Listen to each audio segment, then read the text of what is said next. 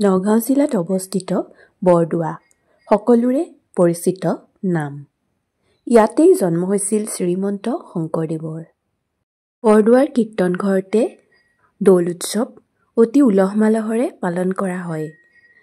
চাৰিদিনীয়া কাৰ্যসূচীৰে এইবাৰ অনুষ্ঠিত হোৱা দৌল উৎসৱৰ কিছু মুহূৰ্ত ভিডিঅ' আকাৰে আপোনালোকৰ বাবে লৈ আহিছোঁ। যিহেতু আমি নগাঁওবাসী, গতিকে এই পবিত্ৰ ক্ষণত আমি বৰদোৱালৈ নগৈ কেনেকৈ থাকোঁ।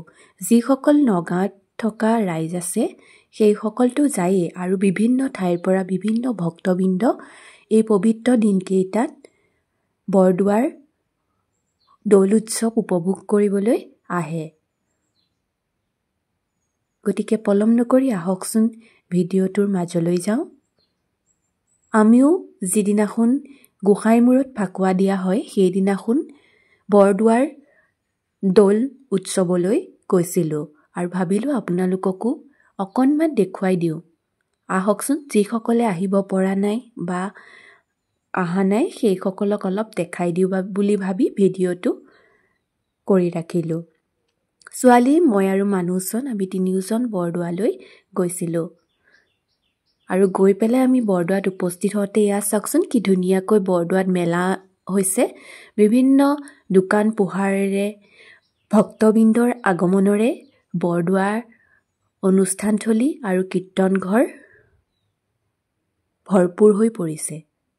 আন দিনত বৰদোৱালৈ আহিলে ইমান দূৰ খোজকাঢ়িব নালাগে যদিও বৰ্তমান সময়ত মেলা অনুষ্ঠিত হৈ থকা বাবে ৰাস্তাৰ দুয়োকাষে দোকান পোহাৰৰ সমাগম হোৱাৰ বাবে বহু দূৰ খোজকাঢ়ি মূল কীৰ্তন ঘৰলৈ যাব লগা হয়। গতিকে খোজকাঢ়ি গৈ থাকোঁতে ভিতৰ ভাগৰ পৰিৱেশ বৰ ভাল লাগিছিলে। যদিও যোৱা হৈছিল কীৰ্তন ঘৰত ভিৰ হৈ থকাৰ বাবে বাহিৰতে চাকি বন্তি জ্বলাবলৈ দিয়া হৈছিল, আৰু আমিও চাকি বন্তি বাহিৰতে জ্বলাই ভগৱানৰ শ্ৰীচৰণত আশীৰ্বাদ ল'লোঁ আৰু সকলোৰে হৈ প্ৰাৰ্থনা কৰিলোঁ। যিহেতু দূৰ দূৰণিৰ পৰাই ভক্তবৃন্দৰ সমাগম ঘটে, সেইকাৰণে ইয়াত বিভিন্ন স্থানত ৰান্ধি খোৱা বেলাৰ সুব্যৱস্থাও কৰি থোৱা আছে।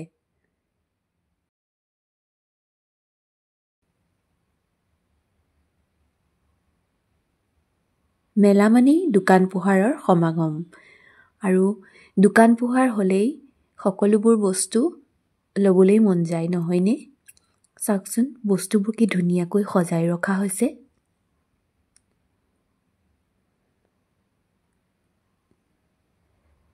এয়া হৈছে আকাশী গংগাৰ পাৰ, আৰু ইয়াৰ পাৰতে ধুনীয়াকৈ ঘৰ বনাই দিয়া হৈছে আৰু তাত ধুনীয়াকৈ ৰান্ধি বাঢ়ি খাব পৰাৰ সুব্যৱস্থা আছে। চাওকচোন কিমান ধুনীয়া আকাশী গংগা।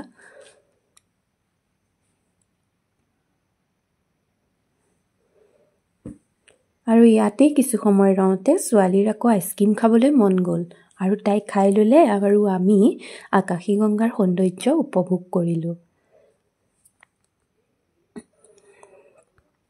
এয়া হৈছে নৈমিষা ক্ষেত্ৰ, য'ত প্ৰত্যেক দিনাই কীৰ্তন পাঠ কৰি থকা হয়, আৰু মই চাউণ্ডটো কমাই দিছোঁ যিহেতু গান লাগি থকা হৈছিলে, সেইবাবেই ভইচ দি দিছোঁ। আৰু এই কাষত থকা ঘৰকেইটা আলহী অতিথি থাকিবৰ বাবে সুন্দৰকৈ বনোৱা হৈছে, আৰু ইয়াতো থকা মেলাৰ সুব্যৱস্থা আছে।